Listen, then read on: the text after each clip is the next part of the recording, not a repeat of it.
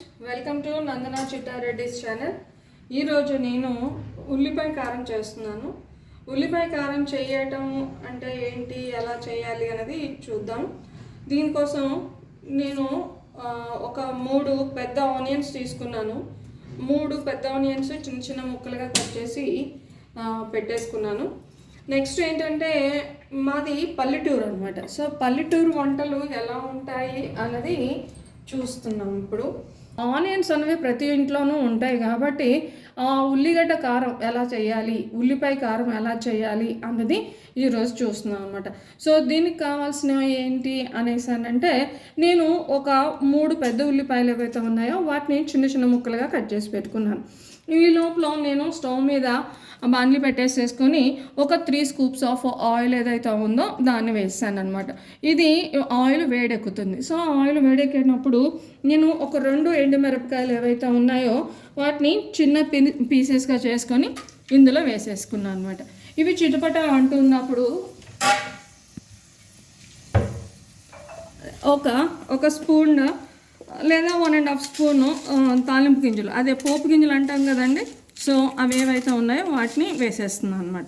Okay, so ఒక 2 teaspoons or 1.5 teaspoon పోపు గింజలు. పోపు గింజలు అంటే మీ అందరూ తెలిసినే ఉంటుంది. పచ్చిపప్పు, మినప్పప్పు, ఆవాలు, జీలకర్ర ఏదైతే ఉందో అది వేసేసాను అనమాట. ఇవి కొంచెం వేగే టైం పీరియడ్లో ఏం చేస్తాను అని అంటే ఆనియన్స్ ఏవైతే ఉన్నాయో ఆనియన్స్ ఇందులో వేసుకుంటాను అనమాట. సో నేను ఉల్లిపాయ ముక్కలు ఏవైతే ఉన్నాయో వాటిని నూనెలో వేసేసి ఒకసారి కలిపేసుకుంటున్నాను అనమాట. ఫ్రెండ్స్, ఇందులో ఏంటంటే నేను ఓన్లీ ఆనియన్, నెక్స్ట్ ఎండుమిరపకాయలు, నెక్స్ట్ తాలింపు గింజలు ఏవైతే ఉన్నాయో అవి మాత్రమే వేసి ఫ్రై చేస్తున్నాను నూనెలో. దీని తర్వాత నేను కొంచెం ఉప్పును, కారం ఏవైతే ఉన్నాయో అవి వేసుకొని కొంచెం చింతపండు వేసేసుకుంటే కర్రీ మటాష్ అయిపోతుంది అనమాట. అంటే కంప్లీట్ అవుతుంది. మటాష్ అంటే పాడైపోవటం కాదు, కంప్లీట్ అవుతుంది. చాలా త్వరగా చేసుకోవచ్చు. హ్యాపీర్ వంటలు అనమాట. ఓకే, మా అమ్మమ్మ దగ్గర నేర్చుకున్న వంట ఇది.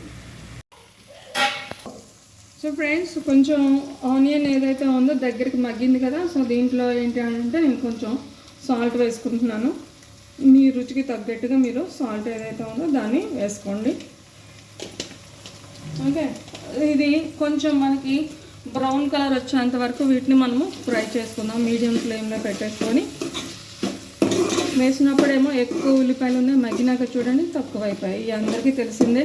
కాకపోతే బ్యాచిలర్స్ ఎవరైతే ఉన్నారో వాళ్ళకి తెలియదు కదా, కొత్తగా నేర్చుకునే వాళ్ళకి తెలియదు కాబట్టి వాళ్ళకి తెలుస్తుంది అనమాట. ఇప్పుడు అంటే ఆనియన్లో ఉన్న వాటర్ కంటెంట్ ఏదైతే ఉందో అది మొత్తం కూడాను బయటకు వచ్చేసి మనకి దగ్గరికి మగ్గుతూ ఉందన్నమాట ఇది.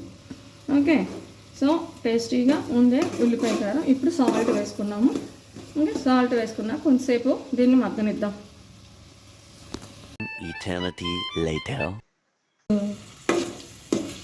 ఓకే ఫ్రెండ్స్, ఇది మగ్గింది కదా, వాటర్ బయటకు వచ్చేసింది, ఆయిల్ తేలుతుంది కదా.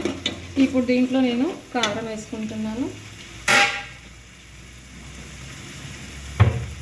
సో మీ టేస్ట్ తగ్గట్టు ఎంత కారం ఉంటే అంత కారం వేసుకోండి. నేను ఇక్కడ అంటే ఆనియన్ కదా కొంచెం తీయగా ఉంటుంది కాబట్టి నేను ఒక స్పూన్ పైన కొంచెం అంటే కారం వేస్తున్నాను. దీంతోపాటు కొంచెం కడిగి ఎయిర్ డ్రై చేసిన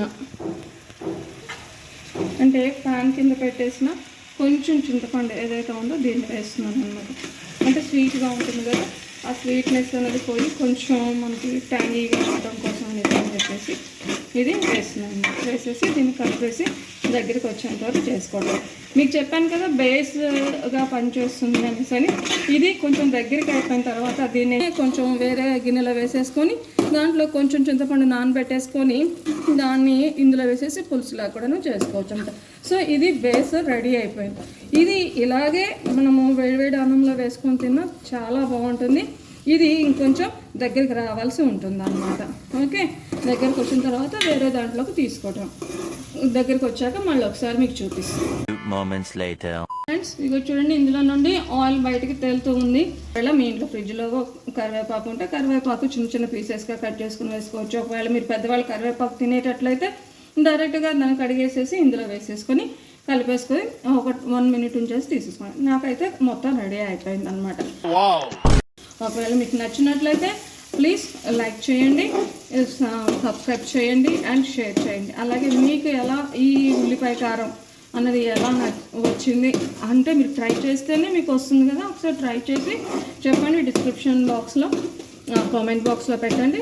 నేను కూడాను దాన్ని చూసి హ్యాపీ ఫీల్ అవుతాను. ఒకవేళ ఏమైనా మిస్టేక్స్ ఉన్నట్లయితే నేను దాన్ని సర్చ్ చేసుకుంటాను. సో ఇలా నన్ను కొంచెం ఎంకరేజ్ చేయమనేసి అందరినీ రిక్వెస్ట్ చేసుకుంటాను. Bye bye, sign off your Nandana.